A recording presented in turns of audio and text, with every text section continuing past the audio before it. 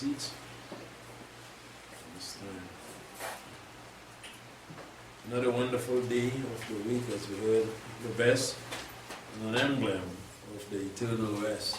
The 40s we have been given one more time, those of us who have life and health and strength and the ability to understand of what is coming. The great day of Yahweh is going to establish rest and peace on this earth forevermore. We begin in Romans chapter 12 this morning, the opening passage. Paul speaks, I beseech you therefore, brethren, by the mercies of Yahweh, to present your bodies a living sacrifice, wholly acceptable to Yahweh, which is your spiritual service. And be not fashioned according to this world, but be transformed by the renewing of your mind, that you may prove what is good and acceptable and perfect will of Yahweh. A very high calling, a call to come out of the system of the world, a call to be not fashioned according to this world, especially around this time, as we see and as we hear what they are doing, preparing for idol worship, idolatry, as it reaches its climax.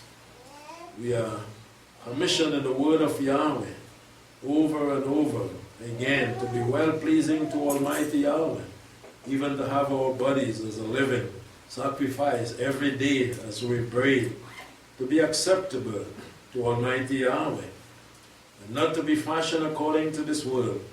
What are they doing? They are preparing for this pagan time and season to worship idols. And yes, this worship goes to Satan himself, and we cannot follow the custom of the people as they are indulged in all this sort of preparation, not for Yahweh, but for Satan. Our minds must not be, he even mentioned, like the people of the world in this time, and the spirit of this pagan season directing them and is in the air. We must see that we guard and keep ourselves from it all, and that we prove and see what is good and acceptable in the sight of Almighty Yahweh, is to be well-pleasing to Him. For I say, through the grace that was given me, to every man that is among you, not to think himself more highly than he ought to think, but so to think as to think soberly, according as Yahweh has dealt to each man a measure of faith. To be humble, this is what we are called to be, like Yahshua, the Messiah, and not lift ourselves up and cause pride to overtake us in any way. Even as we have many members in one body, and all the members have not the same office, so we who are many are one body in the Messiah, and severally members one of another, and having different gifts according to the grace given to us, whether prophecy, let us prophesy according to the proportion of our faith, or ministry. Let us give ourselves to our ministry, or he that teaches to his teaching, or he that exhorts to his exhorting, or he that gives, let him do it with liberty. He that rules with diligence, he that shows mercy with cheerfulness. So we all should have gift from Almighty Yahweh to the Ruach HaKodesh, and we shall fulfill our calling. This is what he's saying. Wherever we are called as members of the body to fulfill, so that the body may be able to function at its full capacity, to be well-pleasing to Almighty Yahweh, having Yahshua the Messiah as the head. Let love be without hypocrisy, he said. Hate that which is evil, cling to that which is good. In love of the brethren, be tenderly affectionate one to another, in honor, preferring one another. Many times Paul called to the various assemblies to love. Philadelphia must be at the forefront of our minds, and no hypocrisy, no acting of Philadelphia, but true Philadelphia from the heart must surface and be given to each and every one as brethren. To hate that which is evil, to love that which is good. This is what Philadelphia fostered. love and loving the good and hating the evil, and not hating what is good, which is hypocrisy. In love of the brethren be tenderly affectionate one to another, in honor, preferring one another. This is how we should be. I should be preferring you, and you should be preferring me. And that is going to foster unity, as we heard last evening, togetherness, as we do so diligently, not slothful, fervent in spirit, serving Yahweh, rejoicing in hope, patient in tribulation, continuing steadfast in prayer, communicating to the necessity of the saints, given to hospitality, always being kind. This is what he's saying. He's saying always seeing a need to be fulfilled and being the one first to do so, not looking to your own, but to the needs of others.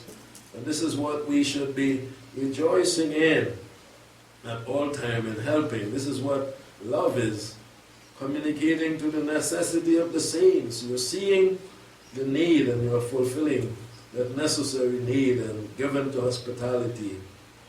Bless them that persecute you, bless, and curse not. Rejoice with them that rejoice. Weep with them that weep. Be of the same mind, one towards another. And we should be a people following the example of our head, Yahshua the Messiah, the head of the body, blessing and not cursing, bringing kindness and peace to the body of the Messiah, tranquility, and that affection, agape, and also Philadelphia must be present among us. Hospitality, a very powerful word, being kind, being peaceful also with others. Rejoice with them that rejoice, weep with them that weep. Be of the same mind one to another. Set not your mind on high things, but condescend to things that are low and are lowly. Be not wise in your own conceit. Render to no man evil for evil. Take thought of things honorable in the sight of all men. We don't fight evil with evil, but we use the good. And we don't fight hate with hate, but we overcome with love. If it is possible, he said, as much as in your lives, be at peace with all men. A very strong verse. As much as possible, we must strive for peace. Yahshua, yes, the Prince of Peace, the Sar Shalom, taught us to be peaceful. He said it in Matthew, Matthew 5, he speaks of peace, as the Apostle Paul reminds us, that as much as is possible, we must live and we must strive and we must fight for peace.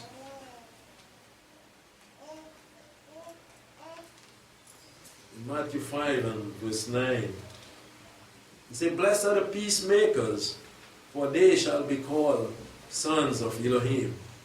In the beautiful attitudes that we should adopt, he made mention of shalom, peace. Those who would foster peace, those who would make peace are going to be called sons of Elohim. And they will have their place in the kingdom of Yahweh. And each and every one, just as we all must love, so we all must be peacemakers. And we must adopt those principles that the Messiah Yahshua had and taught to those who would listen and obey to become children of the Most High. What then is peace? We know shalom. Shalom represents completeness, total completeness. In every aspect of life, being able to deal with it and to foster that complete action that is going to help an individual. It is going to help the atmosphere. It's going to help everyone that is there. And as Paul says, you see the need, hospitality, and you are supplying whatever the needs are not only for yourself, but for those that are around, as far as you can reach and see. And this is true peace. You are bringing peace. And if you see war, you have to work so that the war may be removed and that it can have peace.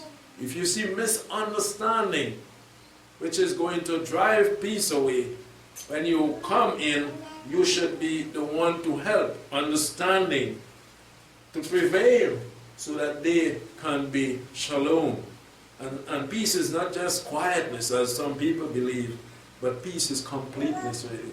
To have all the needs, all gears working together smoothly, so that all things will be supplied and all needs are going to be met. So blessed are those who foster peace, who are peacemakers always.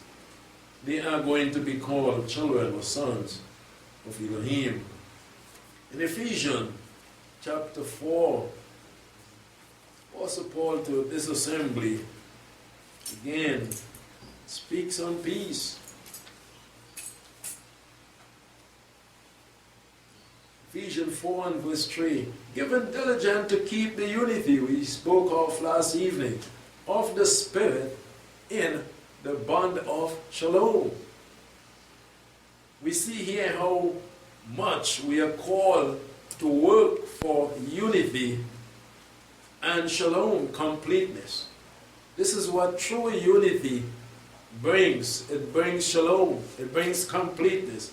If we are united, I'm going to be understanding you. You are going to be understanding me. We are going to be working together, as he said, in the body. Even though the body has different members, the body is one, echad. It is united. And so we all are called to give diligent, to go the extra mile, as much as in your life.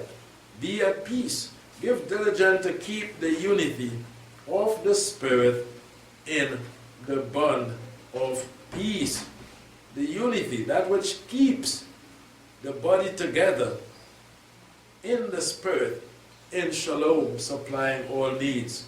So it is very important when you look at a mechanism that is working with different parts, every part supplying, every part doing its work, creating that unity. When you look at the movement, you can see everything working perfectly well.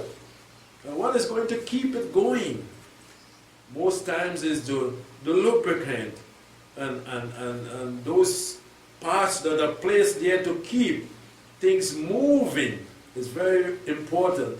And so the Ruach HaKodesh must be present there to keep the unity of the Spirit in the bond of peace, shalom, completeness, everything. If one gear falls out, it's going to shut down. If the chain, if a wheel, if the motor stops, the entire thing is going to come to an halt. So we need the completeness. We need everything working together to cause the body of the Messiah to function properly. So we have to give diligent. We have to do our part and see that we do it to the best of our ability. There is one body, he said, and one Spirit, even as you are also called in one hope of your calling. But there is no other body for us to think about outside the box or something, but one body, the body of the Messiah, which we should be part of, and we should be fulfilling our role, seeking peace, united together with the Spirit of Almighty Yahweh. In Psalms 34, the psalmist has something to say to us concerning that subject of peace, the shalom. Psalms 34, verse 30 and 40. Keep your tongue from evil and your lips from speaking guile. Each and every one of us must guard our tongue. What comes from the mouth most times come from the heart. And we have to see that our hearts are pure, clean hands and pure heart before Almighty Yahweh. So our tongue must have no evil. When we are speaking to others, when we are saying things, there must be no evil. And the lips, from speaking guile, those things that are not pleasing to Almighty Yahweh. Depart from evil, he says, and do good. Good and that evil cannot mix, cannot work together. It is like oil and water, as I mentioned last evening. The name of Yahweh is like oil. Unity of the brethren is like oil that ran down Aaron's beard. There is no break, no schism, no missing when there is oil. Depart from evil, yes, and do good. Once we stay away, as Paul mentioned in Romans chapter 12, from the world, which is full of evil and wrongdoing and idolatry, we are going to be able to fulfill our calling. We are going to do what is right and pleasing in the sight of Yahweh. And that is going to foster unity and shalom, as we read in Psalms 133. Behold how good and how pleasant it is for brethren to dwell together in unity. Departing from evil is going to bring us that good. We're going to be doing all things pleasing to Almighty Yahweh. Seek peace and pursue it. This is an instruction given here in this psalm, is to turn away from the customs of the world, turn away from wrongdoing, having our vessels cleansed, being even a sanctuary for the Most High. And then we are able to do what is good. Then we can seek peace and pursue it. Be a peacemaker instead of one that is creating war from time to time. Seek peace and pursue it. And that's the title of our message today, is Pursuing Peace. Pursuing peace. We are called to be a peaceful people. The Almighty Yahweh, the people of Yahweh are a people of shalom, a people that is complete before Almighty Yahweh. This is why we can rejoice and be glad in Yahweh, because of the sweet peace that we have. So, Pursuing Peace, the title of our message today. In Hebrews chapter 12, the writer of Hebrews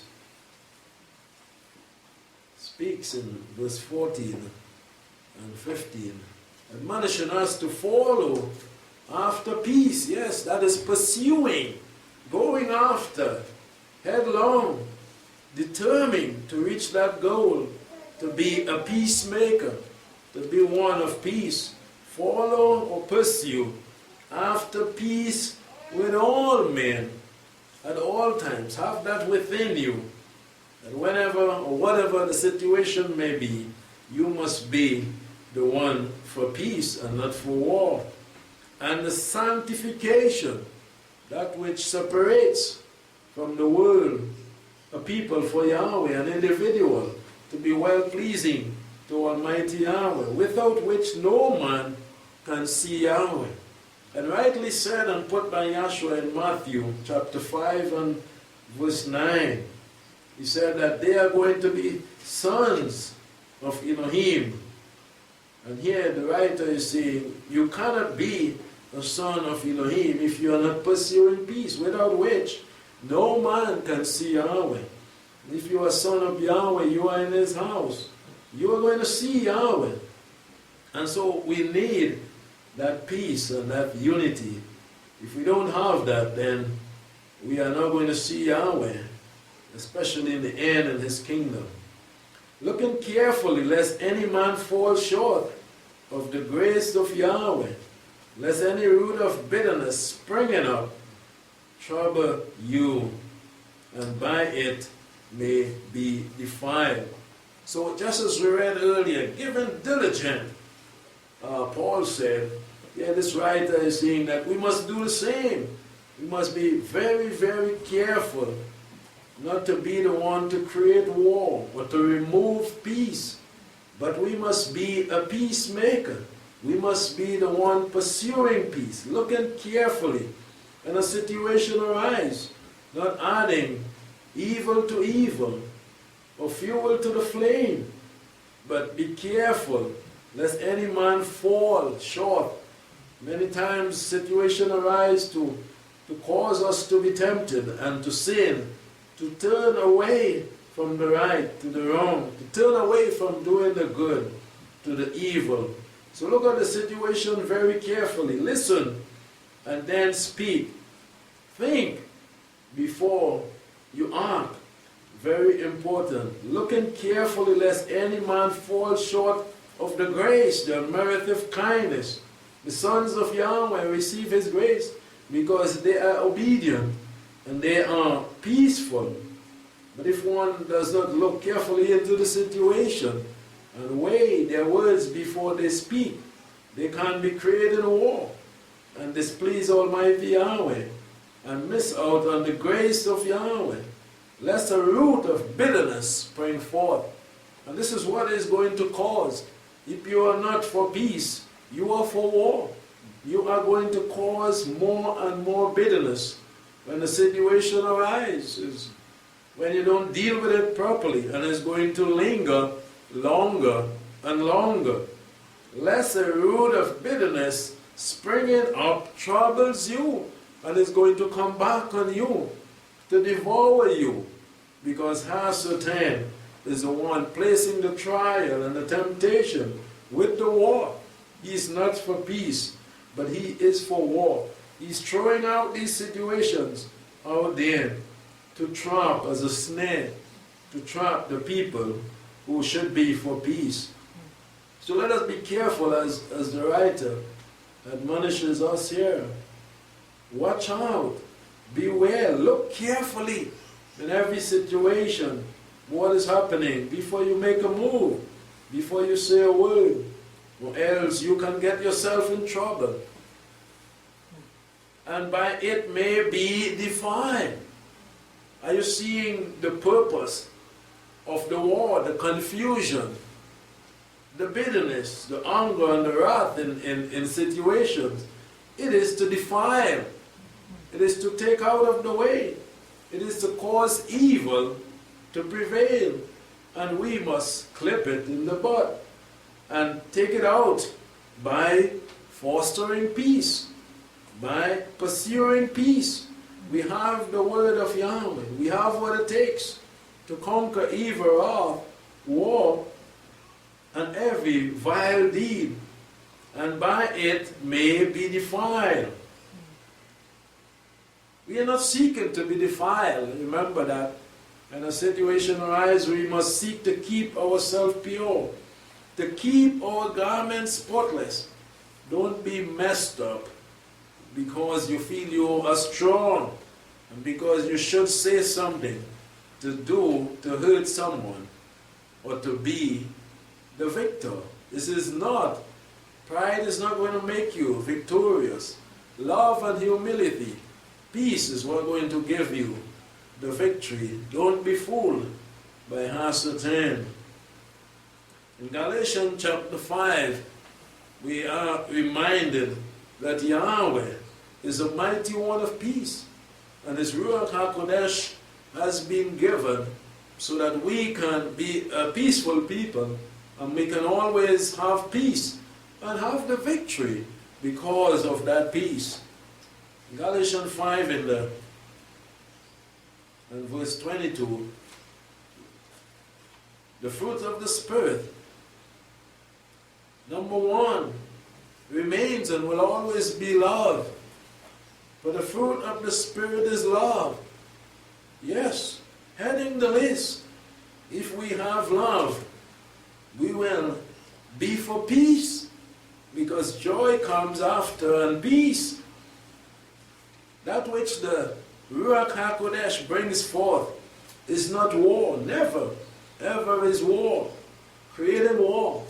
But it creates peace for the victory. So many people, even in the world, telling themselves that they can have the victory with war. World rulers go forth to war to have the victory. They go forth to war to have peace. We don't have to war to have peace. Peace is already established by Almighty Yahweh. By doing what is right and pleasing in His sight, we are going to have peace. We don't have to turn to war. With love heading the list, we are going to achieve peace. The fruit of the Spirit, number one, love and joy, then peace. This is what we must look for, even coming from us. So if a situation arises and we are tempted to do evil, to do wrong, we have to question even ourselves. What spirit is in me making me feel that way to do evil and to do wrong? And how are we going to deal with it? Because Yahshua had to deal with it when Peter spoke unadvisedly to him, and Yahshua said, "Get behind me." You know, and so we have to deal with that in ourselves when situation arises and we can hear a voice saying something that is not right to us. We must remember the Spirit of Yahweh is not going to make us a people of war. It is not going to tell us to hate that individual because of what they said. It's not going to say, you have no joy, they are taking away your joy, so deal with them. This is not of the Spirit. And we have to visit that in us if we hear anything like that. If we are prompted to do any such thing like that in a situation. We look for the peace. We look for the love. We look for the joy, and we can identify it as the fruits of Yahweh's Spirit. And we go that way. We look for the voice that is saying love. We look for the voice that is saying peace. We look for the voice that is saying, remember your joy. Don't throw it away because someone is saying that to you. Remember to love them. Don't throw it away because they are treating you not nice. The fruit of the Spirit is love. It is joy, so we can identify if the voice that is speaking is the Spirit of Yahweh. Very clear. Long-suffering, kindness, goodness, all these attributes we are looking for in situation. And so we have to express that which is in us. The righteous deeds like Yahshua the Messiah, showing kindness, showing goodness, showing faithfulness, and even long-suffering, bearing with the individual, bearing with the situation, and keeping your garments so that you are not defiled. Remaining an individual of love, an individual of peace, and an individual of joy. And so when we come to the body, there will be unity of the Spirit in the bond of peace. But if we are not dealing personally with ourselves, with our lives, with our attitude, then we bring that into the body. And it is going to defile the body. And Yahweh is not going to allow that. And so problems, as the writer said in Hebrews, going to arise. You find yourself in trouble. So allow Yahweh to be in control of our lives through the Ruach HaKodesh. And then we will have peace. And we will pursue that peace. Praise Yahweh for that. In Romans chapter 14, yes, completeness is what we want when all things are being taken care of by Almighty Yahweh. And we have to work. This is why it is mentioned in Psalms to pursue it. Seek peace and pursue it. It's not something that is going to come and rest on your lap like that. You have to go after it with your mind. I want to be one that is pursuing peace to achieve peace. Seek that out and pursue it. Very important. In Romans chapter 14, you notice the average individual in the world don't have that peace. A child is growing up. If you don't teach that child to be humble, quiet, and peaceful, the child will not just have that in them. The individual out there will not just have it. They have to learn to pursue that, to seek that. You may be an individual that don't have peace with you. You have to learn. We all have to learn as we pursue peace, if we see things popping up in our lives that is not of peace, we have to deal with that. This is what the scripture is saying. Seek peace and pursue it. Romans 14 and verse 12. Let's see what it says. So then each one of us shall give account of himself to Yahweh. Everyone, individually, will give account. When Yahshua comes, he's not going to say, all of us here, let's go so. Every individual have to answer for the life that they live. Each one must give account to Yahweh. Let us therefore not judge one another anymore. All right? This is what Paul is saying. Our life shouldn't be about judging another. But the scripture tells us we should be judging ourselves. Very important. So if we judge ourselves and we all see that we are pleasing in the sight of Yahweh, there is going to be unity, love, and peace, because we all, each individual, are seeking to be well-pleasing to the same Almighty, Yahweh, and not concentrating on judging someone else. Let us therefore not judge one another.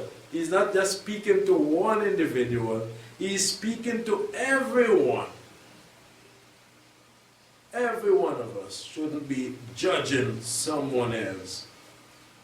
But you judge this rather, that no man put a stumbling block in his brother's way. You see? So it is dealing with yourself first. Judging yourself to see that you are not putting a stumbling block in your brother's way. Don't judge your brother, but judge yourself. See that you are not being the one that may cause your brother to stumble. That no man put a stumbling block in his brother's way, or an occasion of falling. You see, when there is peace, that is out of the door. If there is peace in a family, if there is peace in the home, peace in the marriage, peace in the life, peace in the workplace, there is no occasion of problems, because peace is completeness across the board. Everything is working together as that mechanism, the way it should be. And this is what he is saying. Seek peace and not to put a stumbling block in anyone's way or occasion of falling. I know and I'm persuaded in the sovereign Yahshua that nothing is unclean of itself. Paul is on a subject, right, that so many does not understand about what they eat, what they should eat and shouldn't eat. He's not speaking about the clean and unclean, but he's speaking about people who say, well, I don't like meat, I don't eat meat, well, I don't drink this, well, I don't eat bhaji, or whatever. You know, this is just an example he's drawing in this subject here. But he's using meat. Alright? But we can learn, because there are different situations. It may not just be meat, but it may be a fruit that someone don't like in the house. They don't like the smell of it. You know, some people don't like the smell, they don't like the taste, they don't like to see it, they don't like to touch it. Will you provoke them with that fruit? Maybe. I know I'm persuaded in the sovereign Yahshua that nothing is unclean of itself, save to him that has account anything to be unclean. To him it is unclean. Alright? And he's not speaking of the dietary law that so many do. We know that dietary law is something set already. But if someone would say, see me, goat, nah, boy, I can't smell that goat, I can't eat that, don't bring that near me at all. I go get sick or offended, maybe allergic to it or something like that. Alright? So something like that he's speaking about. For if because of meat your brother is grieved, alright, you no longer walk in love. So you know the brother don't like goat, but yet you always bringing goat and provoking him.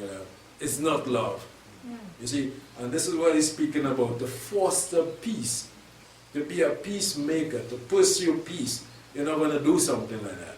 You know that they don't like watermelon, but they're always sticking it somewhere where they wouldn't see or know, and they might happen to put it in their mouth or something, you know. You know that nuts, they're allergic to it, you try to put nuts in the cake or something and have them eat it and laugh at them after. This is not love. This is what he's speaking about. Do not destroy him for whom the Messiah died with your meat or with anything. This is what he's saying. Or with an attitude that you have. With a fruit even. With the way you speak. Because, again, what you go back to is about yourself. It's about yourself because you don't care about the other individual. By the things that you are doing. You don't care, well, you always say the meat is clean. When he's talking about goat, I put it there for him if he gets sick. I always say the nuts is good, I put it in the bread. I'm not for him if he gets. No. That is not love. That is not fostering peace. This is what Paul is saying here. This is what he's actually dealing with. So many don't understand. Yeah, would you destroy the one who the Messiah died for because of something that you love and they don't love? Physical things like that? He's asking the question. Do not let your good then be evil spoken of. You see? Because you should be doing what is good. And then what would the person say? What would they say when you act like that? Just don't care. But we read earlier that we should be seeking each other's good. And that is love. And fostering peace, the work of the fruits of the Holy Spirit. So if you see an avenue where you can hurt your brother, you shouldn't be using that. You should avoid that. You hurt your sister, you should avoid that. Don't seek to destroy them, who Yahshua the Messiah died for. Right, so do not let your good then be evil spoken of. For the kingdom of Yahweh is not eating and drinking. Example again. Eh? He's just using this example to bring out a message. So we also can use that, an example, or use any other thing as an example. That is not the kingdom of Yahweh. Is not what it is about. Or how clean your shirt is, or how nice your shoes is, or where you put down your shoes. So why should you cause that to create a problem where the shoes is being placed? The kingdom of Yahweh is not about where the shoes is being placed in. But the kingdom of Yahweh is about peace and love. So if a situation arises that the shoes is being placed in the wrong place to you all the time, would you go for war or would you go for peace with the situation of the shoes? So this is what he's saying. Just so with meat or with anything else, the kingdom of Yahweh, once it is not about the kingdom of Yahweh, you will now somebody come and break the Sabbath and say, well, nothing wrong. Or the feast day or bringing pork into the house. No, that is the kingdom of Yahweh. But the kingdom of Yahweh is not these things. What you eat and drink that is, correct. In the eyes of Almighty Yahweh, clean, you eat and drink. The kingdom of Yahweh is not eating and drinking, but righteousness and peace, you see, joy in the Holy Spirit. So this is what we must be seeking more after and pursuing is peace, love, joy. The fruits of the Holy Spirit. And the other things can be dealt with, should be dealt with, and should be worked out peacefully. Where we put the shoes, when we do this, and when we do that. Don't allow that to come in the kingdom way of life and cause peace to be removed and love to be cast out. This is what the apostle was dealing with in a very strong way. Even the whole chapter here. He dealt with that. So then, for he, verse 18, that served the Messiah, and this is well pleasing to Yahweh and approved of men. So then let us follow after things which make for peace. If the brother is offended with the meat, go the extra mile with him for peace. Put away the meat maybe when he's around, or so or she. So then let us follow after that which is make for peace, and things by which we may edify one another. You see? It is not the breaking down, but rather the building up, rather the edifying of one another, the encouraging of one another. We read earlier that we shouldn't be judging one another, but we should be building up one another. Alright?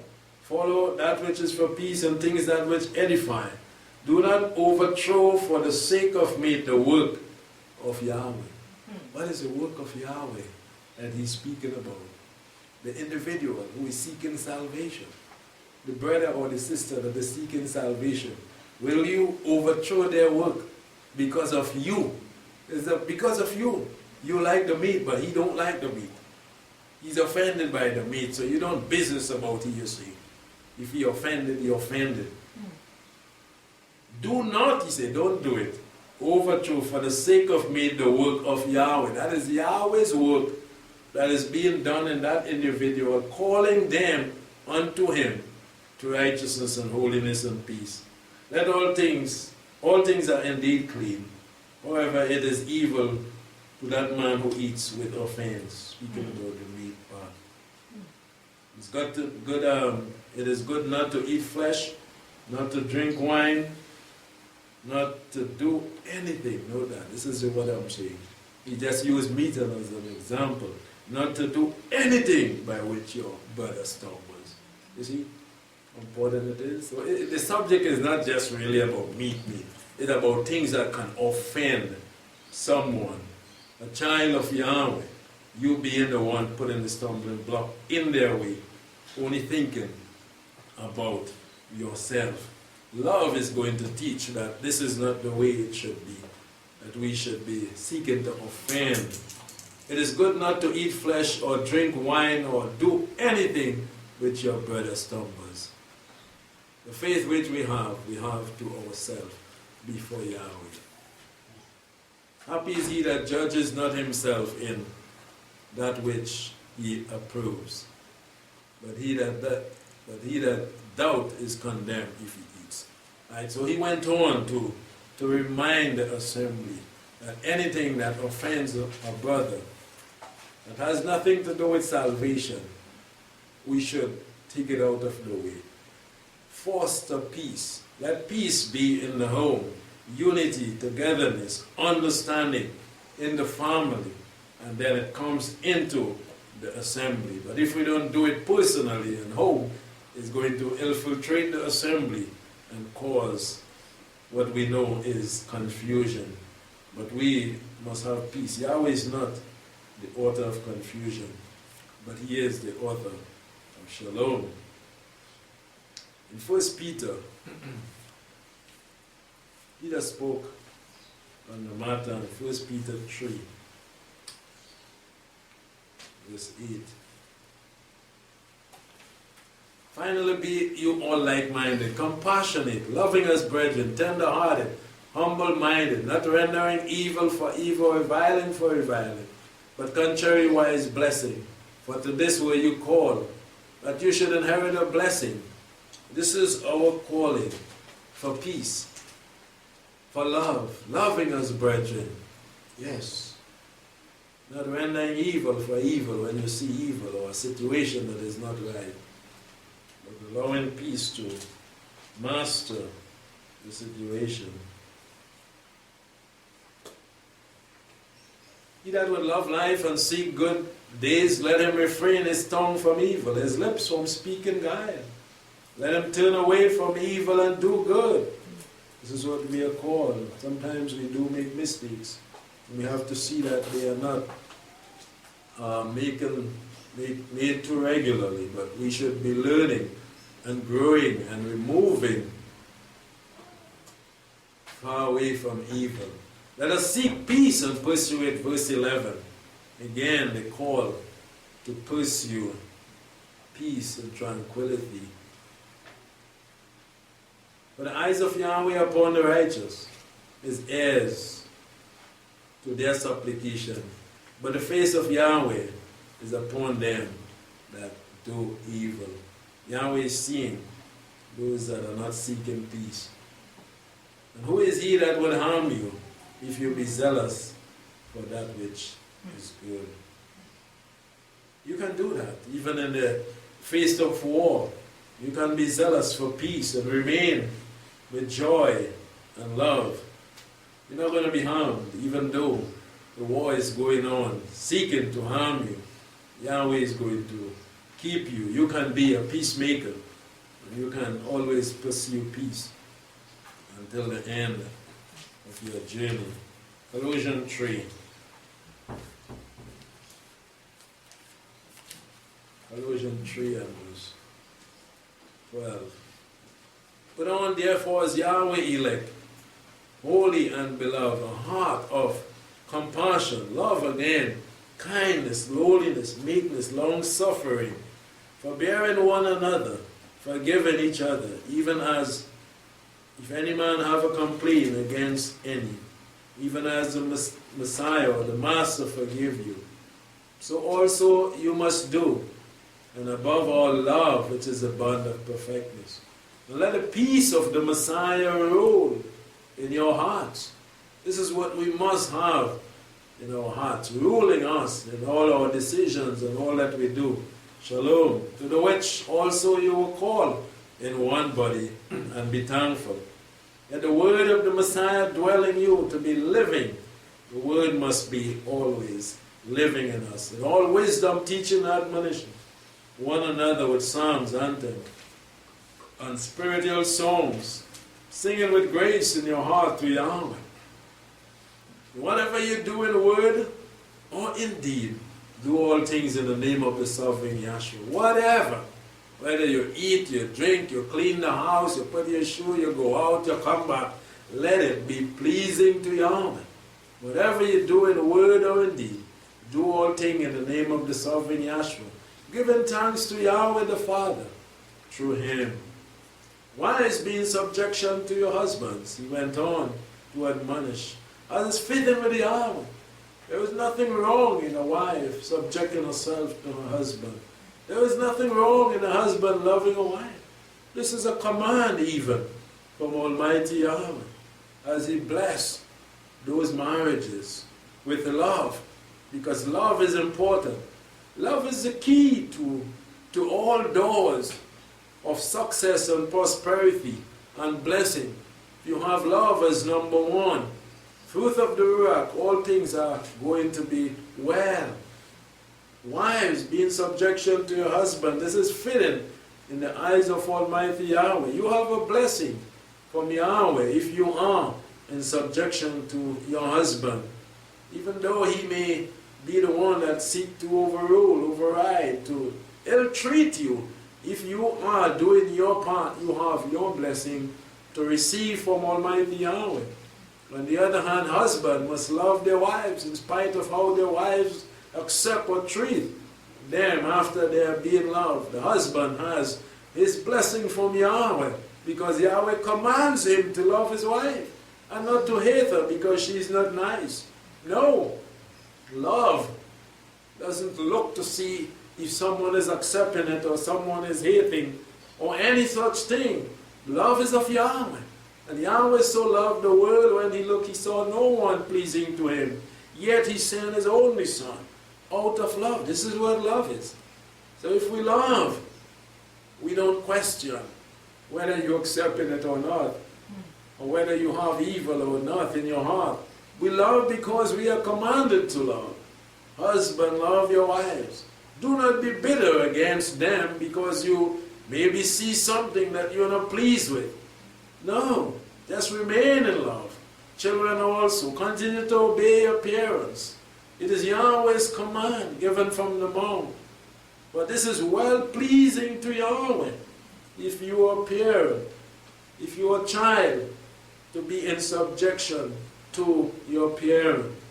The authority that Yahweh has placed over you, you must show that you are in subjection to that in order to be blessed, as long life is promised tied to an obedient child.